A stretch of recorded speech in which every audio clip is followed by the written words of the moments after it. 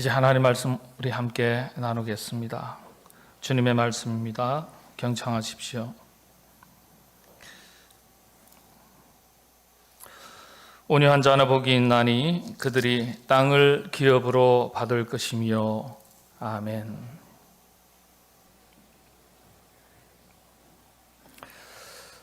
성경의 입장에서 이 온유하다는 말의 뜻 세 가지라고 말씀을 드렸습니다. 첫 번째는 하나님에 대해서 온유한 것, 이건 순종이죠. 두 번째는 자기 자신에 대해서 온유한 것, 자기 감정을 잘 조절하고 절제하고 통제하는 것을 말합니다. 세 번째, 이웃에 대해서 온유한 것, 이것은 타인에 대한 존중과 배려.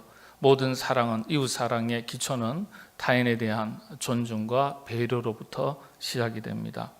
성경적으로 이 세 가지가 갖추어질 때 온유한 사람이라고 일컫습니다. 그런데 온유한 이 사람이 누리는 복이 땅을 기업으로 받는 것이다, 이렇게 설명하고 있습니다. 땅의 기업이라는 말의 의미가 두 가지인데요, 다시 나중에 말씀을 살피도록 하고, 오늘은 온유함의 두 번째 의미를 살펴보겠습니다. 두 번째, 자기 자신에 대해서 온유한 것. 이게 어떤 의미겠습니까? 우리가 흔히 부드러운 사람, 조용한 사람, 그런 사람을 가리켜 온유한 사람이다, 성품이 온유하다, 그렇게 말합니다. 그렇지만 원래 의미는 그런 것이 아닙니다. 또 마치 힘이 없어서 그저 가만히 있는 것을 온유라고 말하는 것도 아닙니다. 힘이 없어서 참는 것은 그냥 참는 것이지 온유가 아니에요. 신약 성경에서 온유라고 말할 때 지난 시간에 헬라 원문에는 프라우스라는 단어를 사용한다고 말씀드렸습니다. 직역을 하면 부드러움, 겸손과 온순함을 표현합니다. 부드럽다는 것 자체가 자기를 강하게 드러내지 않는 겸손이 포함된 것입니다. 그래서 이 프라우스라는 말은요, 힘이 있고 능력이 있지만은 권력도 있고 다 있지만은 자기 자신을 잘 다스려서 철저하게 자기를 통제할 수 있는 것을 가리켜 말할 때 프라우스, 온유라고 말합니다. 온유라는 말의 원래의 뜻입니다. 사실 우리가 알고 있는 온유와는 다소 거리가 있죠. 이웃에 대해서도 마찬가지죠. 상대방에 대해서 힘이 있고 또 어떨 때는 원수 갖고 싶은 마음도 있고 보복할 수도 있지만은 관대하게 대하고 부드럽고 또 여유를 가지고 상대방의 입장에 서서 맞추어 주는 것이 프라우스라고 말합니다. 어렵지만 참 중요한 것이죠. 사람이 힘이 있으면 그렇지 않습니까? 그 힘을 가지고 사용하고 싶어 합니다. 소리치고 싶고 권위를 내세우고 싶고 드러내고 싶고. 그런데 영적으로 온유한 사람은요, 힘을 속에서 조절하고 통제하고 그 힘을 밖으로 드러내지 않습니다. 극히 통제되고 절제된 태도로서 인간관계를 유지합니다. 한국이 OECD 국가, 이제 세계적인 선진국에 이제 올라섰습니다만은 여러 가지 어두운 면들이 많이 있습니다. OECD 국가들 중에서 국민 자살률은 계속해서 1위입니다. 2014년부터 지금까지 1위를 놓치지 않고 있습니다. 특히 2019년도부터 지금까지는 2위하고 격차가 상당히 많이 벌어지는 상태입니다. 황혼 이혼율도 1위고요. 또 청소년 자살률 1위라 그러지만은 청소년들의 사망 원인 1위가 자살입니다. 청소년 자살률도 OECD 국가 한 6위 정도, 4위에서 6위 왔다 갔다 합니다. 이혼율은 당연히 1위죠. 또 황혼 자살률, 이혼율 다 1위입니다. 단순 비교를 하면 결혼해서 4년 이내에 이혼하는 경우가 있는데 지금 4쌍이 결혼하면 4년 이내에 한 쌍이 이혼하는 것으로 통계가 나타나고 있습니다. 단순 비교입니다. 이유가 여러 가지겠지만 특히 우리 한국의 남편들, 남자들 지금은 좀 많이 바뀐 것 같은데 우리 여성들 오해를 풀어주시길 바랍니다. 그런데 한때는 우리 남편들이 온유하지 못했던 것 같아요. 가정의 위기가 심각한데 그 원인 중에서 가정폭력이 한때 참 심각한 경우가 많았습니다. 지금도 여전히 가정폭력이 많습니다. 가정폭력이 심각해서 괜히 화풀이를 가정에서 아내들에게 자녀들에게 할 때가 많습니다. 그래서 아내가 마음 상하고 낙심하고 뛰쳐나가고 자녀들이 마음이 다 찢겨지고 마음을 조절하지 못하는 것이죠. 소리 지르고 또 힘이 있고 능력이 있음에도 불구하고 자신의 감정을 잘 조절하고 절제하고 통제하는 것, 그리고 부드럽게 대하는 것, 이 가정에 있어서도 참으로 중요하다 하겠습니다. 팔복이 모든 예수님의 인격과 성품을 의미하는 것인데 특별히 그리스도인들에게 이 온유의 성품이 중요합니다. 왜냐하면 그리스도인들이 다른 사람과의 관계 속에서 예수님을 전할 때 드러나는 것이 성품 아니겠습니까? 그런데 이 온유함의 성품이 다른 사람에게 다가가기에 가장 쉬운 적절한 성품이 이 온유함이라고 말합니다. 여러분, 딱딱하고 거친 사람 가까이 하고 싶습니까? 부드럽고 따뜻한 사람을 가까이 하고 싶습니까? 부드럽고 따뜻한 사람을 가까이 하고 싶습니다. 그래서 온유한 사람들이 대체로 인간관계가 원만하고, 인간관계가 원만하니까 그 관계를 통해서 예수님을 증거하기가 쉬운 것입니다. 이 온유함에 대해서 성경을 살필 때 성경이 가르쳐주는 핵심의 말씀이 잠언서 16장 32절에 기록되어 있습니다. 우리가 생활 속에서 신앙생활 할 때 이 온유함이 어떻게 드러나야 하는가, 이 말씀을 보면 우리 자신이 평소에 온유하지 못한 때가 얼마나 많은지 스스로 돌아볼 수가 있습니다. 가정도 회사도 기업체도 사회 직장 생활에서도 다 마찬가지죠. 온유해지면, 중심에 서 있는 지도자가 온유해지면 그 분위기가 아주 달라집니다. 참 이 푸틴이 좀 온유한 사람이었으면 좋겠는데 아주 좀 거친 사람인 것 같아요. 말씀을 함께 찾아보겠습니다. 잠언서 16장 32절의 말씀인데요. 노하기를 더디하는 자는 용사보다 낫고 자기의 마음을 다스리는 자는 성을 빼앗는 자보다 나으니라. 노하기를 더디하는 자, 곧 자기 마음을 잘 다스려서 철저하게 감정과 기분과 혈기를 조절하고 통제하고 절제하면서, 분노죠. 혈기가 분노입니다. 자기 내면에서 이것들을 성화시켜서 부드럽게 관대하게 여유 있게 대하는 것, 이런 온유한 자가 용사보다도 낫다, 그렇게 말합니다. 이게 온유예요. 우리가 기도할 때 이 점에 대해서 우리 자신을 놓고 아주 깊이 있게 기도해야 되겠습니다. 특별히 성령님의 도우심을 구해야 합니다. 주님, 나를 온유한 사람 되게 해 주옵소서. 제가 제 자신을 잘 다스릴 수 있도록 해 주옵소서. 제 감정을 절제할 수 있도록, 통제할 수 있도록 그런 지혜와 안목과 능력을 주옵소서. 그렇게 기도해야 되겠죠. 영적인 깊이는 이런 온유함, 첫 번째는 순종이죠. 두 번째는 자기 절제, 이것이 뒷받침이 될 때 그 깊이를 더해갈 수 있습니다. 우리가 신앙생활 20년, 30년 해도요, 이 순종과 절제가 뒷받침이 되지 못하면 영적으로 깊이 있는 신앙생활을 하지 못하는 경우가 대단히 많습니다. 저와 여러분, 우리 모두 이런 순종과 절제를 통해서 영적 깊이를 날마다 더해가고 더욱더 행복해지시기를 바랍니다. 구약과 신약의 예를 조금 살펴보겠습니다. 구약에 여러분, 신구약 성경을 통틀어서 가장 온유했던 사람이라고 성경이 기록한 한 인물이 있습니다. 누굴까요? 성경 퀴즈입니다. 누굴까요? 모세입니다. 모세.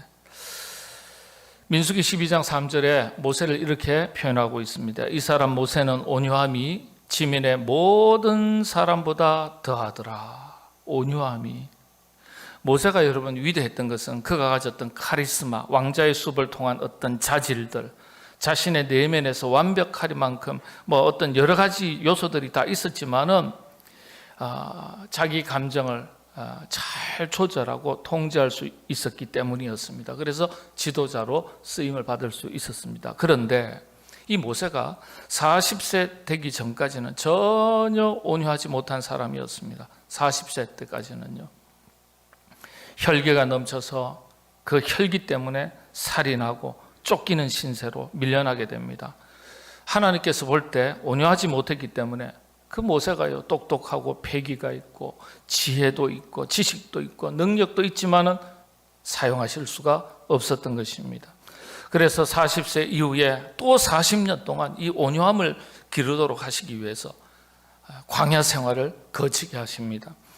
그리고 마침내 온유함을 갖추었을 때 확인하시고 하나님은 모세를 이스라엘의 위대한 지도자로 세우시고 사용하셨습니다. 여러분, 교회도요, 우리 그리스도인들도 마찬가지입니다. 세월이 더해갈수록 영적 깊이가 더해가는 교회가 있고 또 성도들이 있습니다. 그렇지 못한 교회도 있고요. 교회가 문제가 될 때, 어떤 것이 문제가 될 때 교회가 흔들립니까? 온유함이에요. 온유함이 무엇입니까? 순종과 절제, 자기 감정의 조절이에요. 절제예요. 교회가 시끄러울 때는 대체로 이 두 가지 문제가 성숙하지 못할 때 생깁니다. 가정도, 기업도, 국가도 그렇습니다. 요즘 그냥 대선 앞두고 정당들이 난리인데 서로 절제되지 못한 표현들, 그래서 정쟁이 일어나고 감정이 상하고 또 감정이 있는 대로 드러나고 시끄러워지는 겁니다. 한때 대그룹 회장이 아들 문제로 인해서 시끄러웠던 적이 있습니다. 매스컴에 오르고요. 아버지가 아들을 대신해서 폭력을 휘둘렀던 것이 문제가 됐습니다. 절제되지 못했던 자식 사랑이 너무 지나쳐서 대그룹의 지도자답지 못한 감정 표현과 절제되지 못한 그런 행동이 문제가 되어서 사람들의 가십거리에 올랐습니다. 온유가 그렇게 중요합니다. 교회도 혈기 때문에 소란하고 혈기 때문에 상처를 주고 받는 경우가 참 많습니다. 그래서 모든 목회자들이 목회를 할 때 경계하고 주의하는 하나가 있는데, 원칙이 있죠. 그게 뭐냐 하면 어떤 일이나 행사나 교회 여러 가지 사역을 하는 데 있어서 일은 조금 서툴게 해도 조금 불성실해 보이는 것 같아도 또 신앙생활 하는 것이 좀 게을러 보여도 그보다 더 심각하게 경계하는 것이 혈기가 드러나는 것입니다. 혈기가 드러나면 그 사람도 그 사람의 주변 사람도 상처를 주고받으니까 문제가 되겠죠.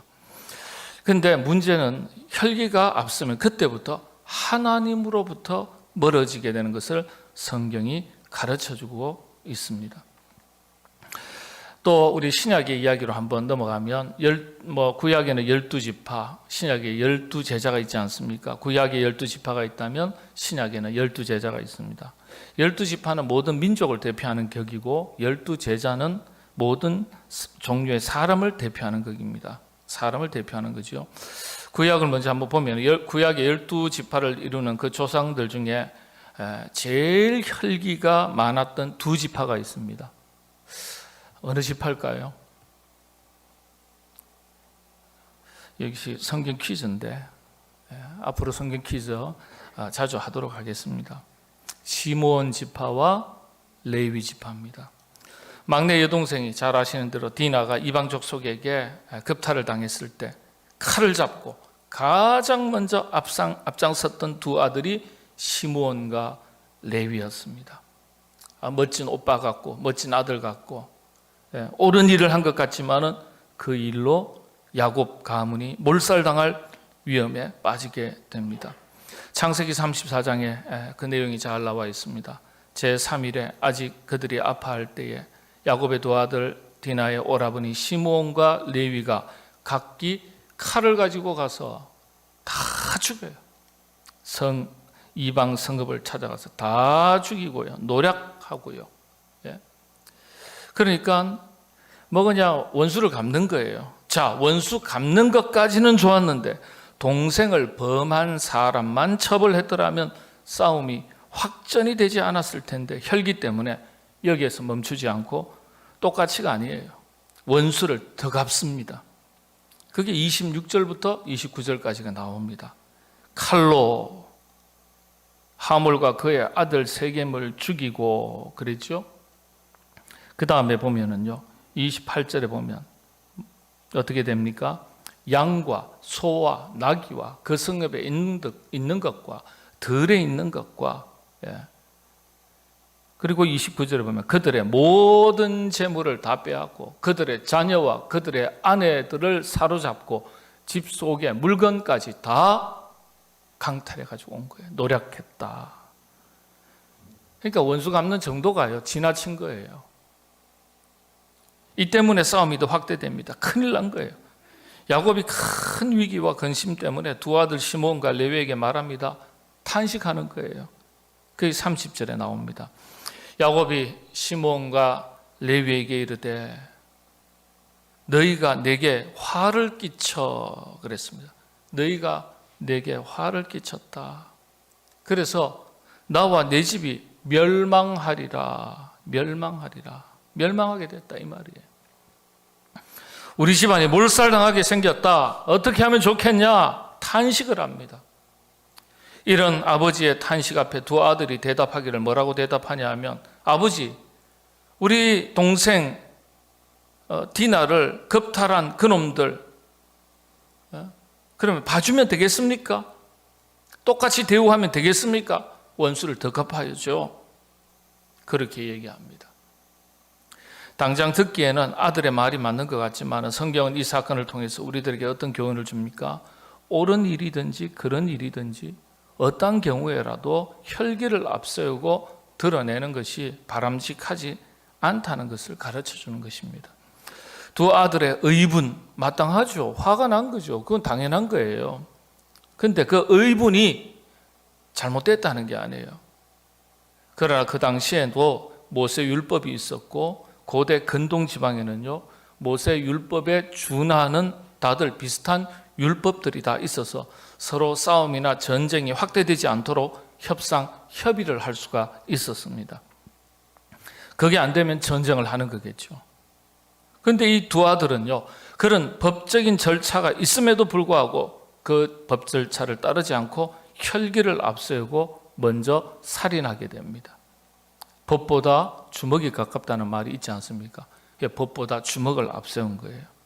정당한 것 같지만은 성경은 하나님께서 그것을 옳게 여기지 않으셨다는 것을 보여주고 있습니다.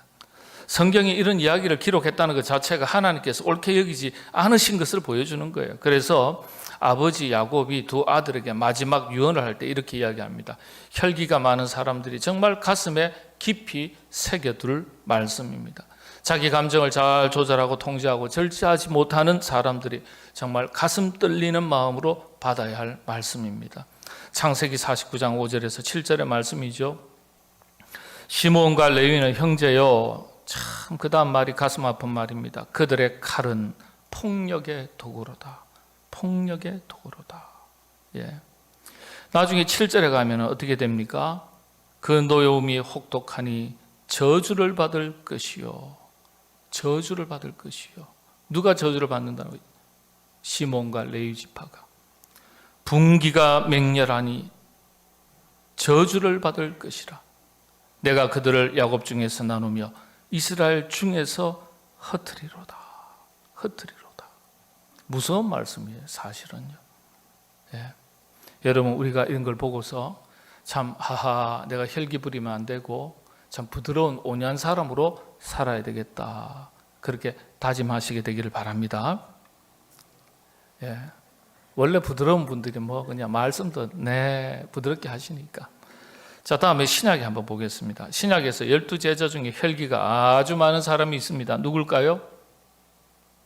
혈기가 많은 사람. 성질 급한 베드로로 많이 알고 있습니다. 그때 말고의 길을 갔다가 막 그냥 칼을 빼서 치고 칼을 집어넣어라.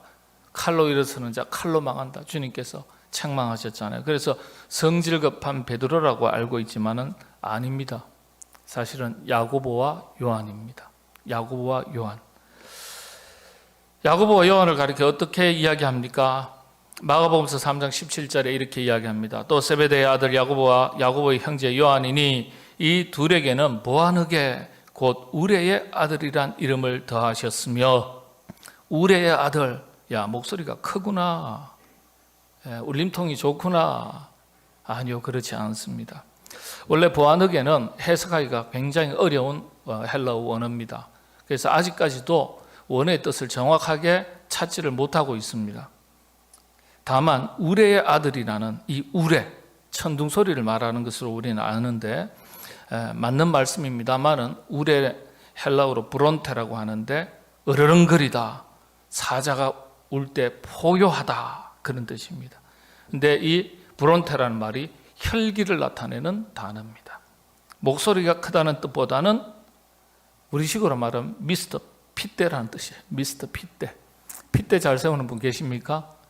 브론테입니다. 브론테. 브런치 아니고요. 브런치가 아니고 브론테입니다. 혈기 잘 내는 사람. 미스터 핏대. 그 야고보와 요한이 그런 소리 들었던 사람이에요. 그런 소리. 예. 이미 그 주변의 마을 사람들한테 아이고 그 성질 급하고 혈기 부리고 저 야고보, 요한 두 아들 아이고 참 누구 닮아서 그런지 이렇게 이미 별명이 붙어 있었던 사람입니다. 베드로는 두 번째예요.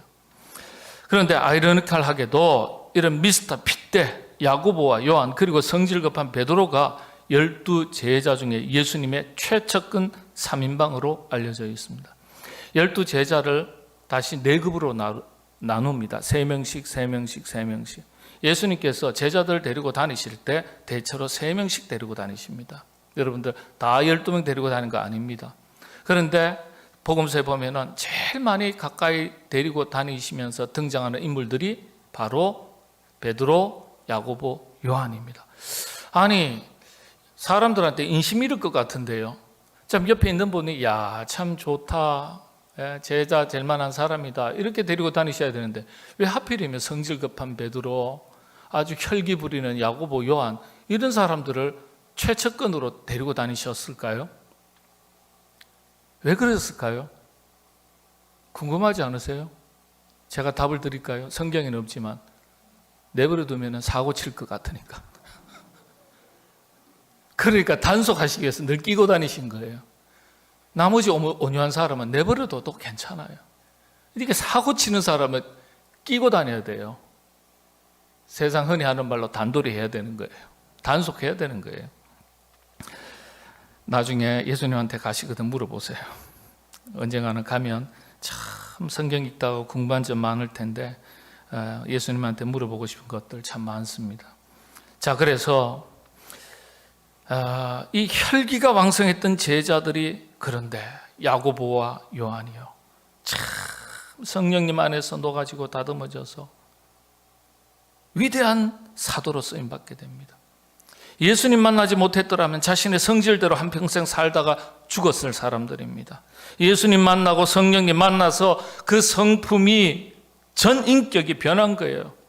그 중에 요한은요 사랑의 사도라는 별명을 얻을 정도로 혈기는 온데간데 없어지고 사랑의 사도, 사랑이 가득한 사도가 되어서 참 존경받는 인물이 되었고 제자들 중에서 가장 장수했던 100세의 인생을 살았던 사도로 기록됩니다.